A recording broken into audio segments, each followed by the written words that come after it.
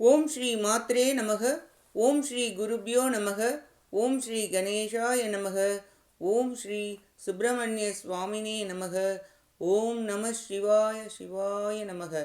திகட சக்கர செம்முகம் மைந்துலான் சகட சக்கர தாமரை நாயகன் அகட சக்கர இன்மணியா உரை விகட சக்கரன்மை பதம் போற்றுவாம். அருவமும் உருவும் ஆகி அனாதியாய் பலவாய் ஒன்றாய் பிரம்மமாய் நின்ற ஜோதி பிழம்பு அதுவோர் மேனியாக கருணை கூர் முகங்கள் ஆறும் கரங்கள் 12 கொண்டே ஒரு திருமுருகன் வந்தாங்கு உதித்தனன் உலகம் உய்ய. அனைவருக்கும் என் அன்பான வணக்கம். கச்சியப்பர் அருளிய கந்தபுராணத்தில் இன்று தெய்வயானை அம்மை திருமண படலத்தின் தொடர்ச்சி, இறுதி பகுதி. தேவர்கள் அனைவரும் இந்திரனின் பக்கம் சூழ்ந்தும் தேவர் உலகப் பெண்டீர்கள் இந்திராணியின் அருகிலும் என் திசை மகளிரும் தவம்புரி பெண்களும் நாகருலக மகளிரும் மலைவாழ் மகளிரும் தெய்வப் பெண்களும் சூழ்ந்து வருகை தந்தனர். தேவ மங்கையர் அனைவரும் தெய்வயானையை பார்த்து, சூரவன்மனின் உயிரை கவர்ந்த வேலை உடைய முருகப்பெருமானின் மனைவியாகப் போகிறாய், ஆதலால் நீ எல்லா உலகங்களுக்கும் இனி இறைவியாவாய் எனக் கூறி பாதங்களை பணிந்து வணங்கி அன்புடன் போற்றினர். மிகவும் அழகு வாய்ந்த தேவயானை அம்மைக்கு மன அலங்காரம் செய்ய விரும்பினர். கூந்தலில் கஸ்தூரி தைலமும் உடலில் சந்தனமும் பச்சை கற்பூரமும் தடவி குளிர்ந்த நீரால் நீராட்டினர். பின் தலையில் உள்ள நீரை ஒற்றி எடுத்து அகில் நறுமணப் புகை ஊட்டி மெதுவாக வாரிவிட்டனர். சிவப்பு நிறத்தில் பூவேலை செய்யப்பட்ட ஆடை ஒன்றை அவளுக்கு உடுத்தினர். உத்தி என்னும் தலையணையையும் மயில் வடிவமாக செய்யப்பட்ட அணிகலன்களையும் வலம்புரி சங்கின் வடிவமான தலைக்கோல அணிகலன்களையும் மகர குண்டலங்களையும் தலையில் பல வாசனை மலர்களையும் மங்களமொழி மொழிந்து அணிவித்தனர். பௌர்ணமி நிலவு போன்று இரு கரிய புருவங்களுக்கு இடையில் அழகிய நெற்றியில் மத்தியில் திலகம் இட்டனர். நெற்றி சுட்டியை நீல நிறத்தில் அணிவித்தனர். நிறைய வளையல்களையும் தோல் அணிகளையும் காதுகளில் வள்ளிகை என்னும் காதணியையும் கழுத்தில் முத்து மாலைகளையும் மாலையாக கோக்கப்பட்ட அணிகலன்களையும் சந்தனமிட்டு சாந்து பூசி மாலைகளையும் மணிகளையும் இடுப்பின் இடை சிரித்திருப்பதால் மார்பகத்தின் மீது ஒரு சீலை அணிவித்தனர். திருவடிக்கு பாடகம், பாத கிங்கினி, காற்சிலம்பு முதலியவைகளை அணிவித்து பணிந்து வணங்கினர். இவ்வாறு தேவ மகளிர் தேவயானை அம்மையை சர்வ அலங்காரம் செய்து துதித்து போற்றிய நிலையில் அங்கு இந்திரன் திருமண மண்டபத்தில் எத்திசைகளிலும் உள்ள விண்ணுலக தேவர்கள் அனைவரும் சூழ்ந்து வர பிரம்மா திருமணம் செய்வதற்கேற்ற காலத்தை கூற சுப முகூர்த்த நேரத்தில் தேவர்களுக்கு தெய்வமாக விளங்கும் முருகப்பெருமானை ஆலயம் நோக்கி சென்று கோயிலில் உள் சென்று திருவடிகளை அனைவரும் வணங்கி, எம்பெருமானே திருமணம் செய்து கொள்ள மண்டபத்திற்கு வரவேண்டும் என்று வேண்டிக் கொண்டனர். அப்படியே ஆகுக என அருளுரை மொழிந்து வீரர்களும் பூதகணத் தலைவர்களும் பணிந்து வணங்கி போற்றிட சிம்ஹாசனத்திலிருந்து எழுந்து மண்டபத்திற்கு செல்ல அனைவரும் சூழ ஆண்மயிலின் மீது ஏறி வந்தருளினார். தேவர்கள் பெண்கொட்டை குடை ஏந்தினர். சாமரைகளை வீசினர். சேவல் அண்டங்கள் கேட்குமாறு ஆரவாரம் செய்து கூவியது. தேவர்கள் ஆரவாரம் செய்தனர். வேதங்கள் முழங்கின. முனிவர்கள் பூதகணத்தினவர் 5 பூதங்கள் பூமி காவலர்கள் அனைவரும் ஆரவாரம் செய்ய திருப்பரம் குன்றமே பேரொளியுடன் விளங்கியது. பல வாத்தியங்கள் வாசித்தனர். சங்கு முழங்கினர். தேவ மகளிர்கள் பாடினர், ஆடினர். அமிர்தம் போல் இன்னிசை பாடி கைத்தாளங்கள் போட்டனர். யாழிசை வித்யாதரர்கள் பாணர்கள் பாடி ஆடினர், வீணை வாசித்தனர். இடைவெளி இல்லாது நெருங்கி இருந்தனர். வீதிகளை கடந்து இந்திரன் அமைத்த திருமண மண்டபத்திற்கு முன் வந்தருளினார் முருகப்பெருமான். கும்ப கலசத்தில் உள்ள தர்பை கொண்டு கலச நீரினை தெளித்து நல்வாழ்த்துகள் கூறி முனிவர்கள் எதிர்கொண்டு வரவேற்றனர். தேவ மகளிர் 8 மங்களப் பொருட்களான கவரி, நிறைகுடம், கண்ணாடி, தோட்டி, முரசு, விளக்கு, பதாகை, இணைக்கயல் முதலியவைகளும் நெய், பச்சை கற்பூரம், தீபங்கள், மிளிரும் பொன்னாலான தட்டுகளை ஏந்தி முன்பு வந்து வரவேற்றனர். நீலமயிலில் இருந்து சிவப்பான குமரப்பெருமான் இறங்கி வரும் காட்சி காலையில் இளஞ்சூரியன் இறங்கி வந்ததை போல் அழகாக இருந்தார். திருமண மண்டபத்தில் தலைவாயிலை அடைந்தபோது இந்திராணி பணிந்து வணங்கி காமதேனு பால் கொண்டு பொன்பாத்திரத்தில் நிரப்பி முருகப்பெருமானின் இணைந்த திருவடிக்கு அன்புடன் வார்த்து அபிஷேகம் செய்தாள். மாலைகளை சூட்டினாள். தீபங்கள் ஏற்றி 3 முறை ஆரத்தி எடுத்து திருவடிகளை பணிந்து வணங்கினாள். வெட்கப்பட்டு நிற்க முருகப்பெருமான் கருணை புரிந்தவாறு மாளிகைக்குள் சென்றாள். மாலைகள் ஆபரணங்கள் சாத்தி திருமண மண்டபத்திற்குள் நுழைந்தருளினார். பிரம்மா, திருமால், இந்திரன், மற்ற தேவர்கள் கூட்டமாக வந்திருக்க மண்டபத்திற்குள் இந்திரன் அறிவித்த உயர்ந்த ஆசனத்தின் மீது எழுந்தருளினார் முருகப்பெருமான்.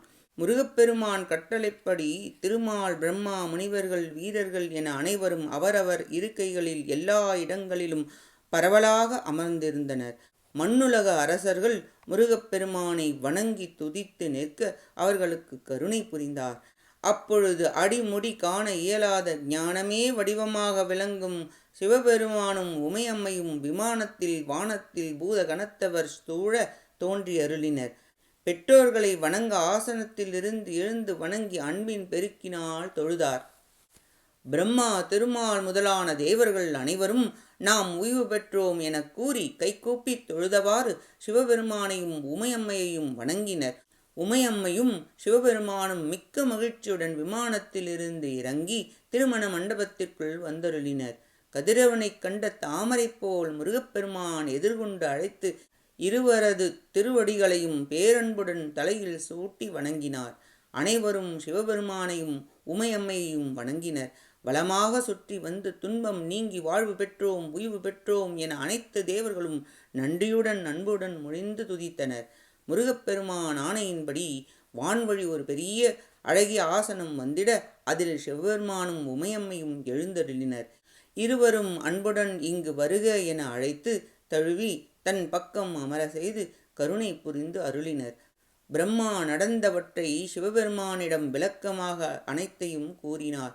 பின் சிவபெருமான் நல்லது என இயம்பி மகிழ்ச்சியுடன் திருமண விழாவின் செயல்பாடுகளை இனி செய்க என திருவாய் மலர்ந்தருளினார்.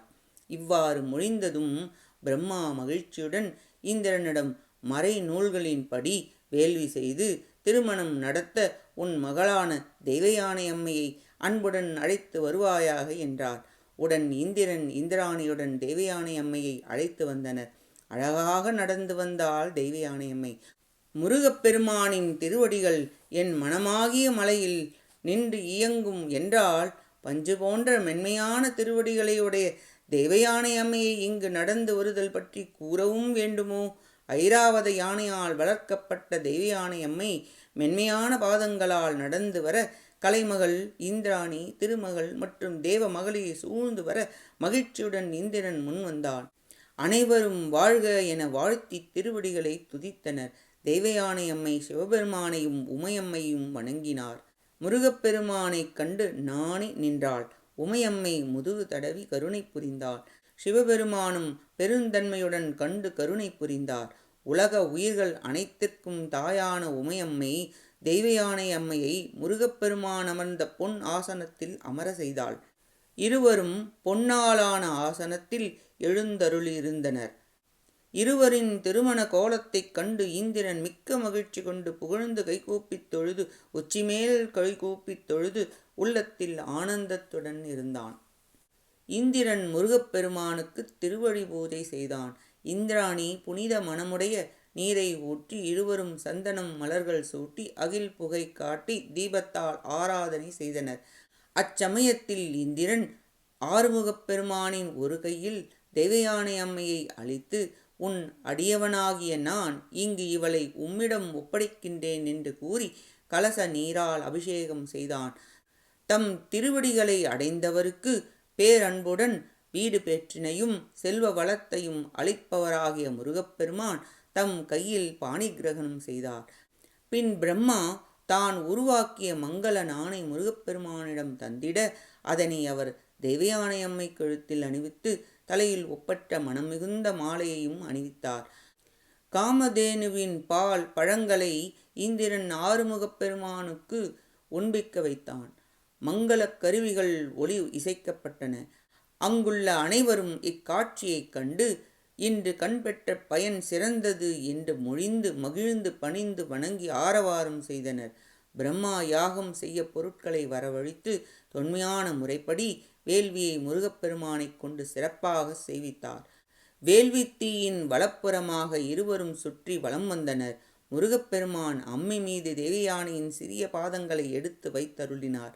உமையம்மை, கங்கை, காளியின் வீரர்கள், திருமகள், கலைமகள் சூழ்ந்து விளங்க முருகப்பெருமான் தெய்வயானையம்மையுடன் அருந்ததியை கண்டருளினார். இருவரும் சிவபெருமான் உமையம்மை இருவரையும் வலமாக வந்து சிவந்த பாதங்களை 3 முறை பணிந்து வணங்கினர். இருவரையும் பேரன்புடன் அனைத்து கருணையுடன் தன் பக்கம் இருத்தி உச்சி மோந்து, உங்களுக்கு எங்களுடைய முதன்மை தன்மையை தந்தோம் என்று திருவருள் புரிந்தனர். இருவரும் தலைமை பொறுப்பினை அளித்து அருள் செய்து மற்ற தேவ மகளிர்களுக்கும் வரிசை முறைப்படி அருள் பாலித்து தம் பரிவாரங்களுடன் மறைந்தருளினர். அனைவரும் அவர்களுடைய திருநாமத்தை மொழிந்து கைகூப்பித் தொழுதனர். அனைவரின் துன்பமும் மறைந்து பேரின்பத்தில் மூழ்கியிருந்தனர். முருகப்பெருமானும் தெய்வயானை அம்மையும் அனைவருக்கும் அருள் புரிந்து தம் கோவிலுக்கு சென்றனர். அனைவரும் விடைபெற்று கோவிலின் வாயிலை காத்தவாறு அருள் புரிந்து பின் பள்ளியறையை அடைந்து பொன்கட்டிலில் மேல் மென்மையான மெத்தையில் படுத்தவாறு உலகத்தில் நிலைத்த உயிர் கூட்டங்கள் எல்லாம் ஓய்வு பெற்றிட கூடியிருந்தனர். தேவர்களும் மற்ற அனைவரும் இந்திரன் தன் மாளிகைக்குள் சென்றனர். இந்திரனும் இந்திராணியும் முசுகுந்தன் முதலான உள்ள அனைத்து அரசர்களுக்கும் காமதேனு பசு அளித்த பலவகை உணவுகளையும் உண்ண செய்து ஆடைகளையும் வாசனை பொருட்களையும் அணிகலன்களையும் மிகுதியாக பண முடிப்புகளையும் குறைவில்லாமல் நிறைய கொடுத்து எல்லோரையும் அவரவர் இருப்பிடங்களுக்கு செல்ல அனுப்பி வைத்தார்கள். அனைவரும் தம் இருப்பிடம் சென்றனர். இந்திரன் தன் துன்பம் நீங்கி இந்திராணியுடன் மகிழ்ச்சியுடன் இருந்தான். இப்படி சில நாட்கள் கழிந்தன என கூறி தெய்வயானை அம்மை திருமணப்படலம் இனிதே நிறைவடைகிறது. அடுத்த பதிவில் வெண்குடியேற்றுப் படலம் பற்றி பார்ப்போம். கேட்ட அனைத்து நல்லுள்ளங்களுக்கும் நன்றியும் வணக்கமும் கூறி விடைபெறுகிறேன். மூவிரு முகங்கள் போற்றி, முகம்பொழி கருணை போற்றி, ஏவரும் துதிக்க நின்ற ஈராறு தோள்கள் போற்றி, காஞ்சி மாவடி வைகும் செவ்வேல் மலரடி போற்றி, அண்ணான் சேவலும் மயிலும் போற்றி, திருக்கைவேல் போற்றி போற்றி. ஆறிரு தடந்தோல் வாழ்க, ஆறுமுகம் வாழ்க, வெப்பை கூறுசை தனிவேல் வாழ்க, குக்குடம் வாழ்க, செவ்வேள் ஏறிய மஞ்சை வாழ்க, யானைத்தன் அணங்கு வாழ்க, மாறிலா வள்ளி வாழ்க, வாழ்க சீரடியாரெல்லாம். வான்முகில் வழாது பெய்க மலிவலம் சுரக்க, மன்னன் கோன்முறை அரசு செய்க குறைவிலாது உயிர்கள் வாழ்க, நான் மறை அரங்கள் ஓங்க நற்றவும் வேள்வி மல்க, மேன்மை கொள் செய்வ நீதி விளங்குக உலகம் எல்லாம். வெற்றிவேல் முருகனுக்கு அரோகரா. காஞ்சி குமரகோட்ட முருகனுக்கு அரோகரா. நன்றி, வணக்கம். வேலும் மயிலும் துணை. ஓம் சரவண பவ. முருகாச்சரணம். திருச்சிற்றம்பலம்.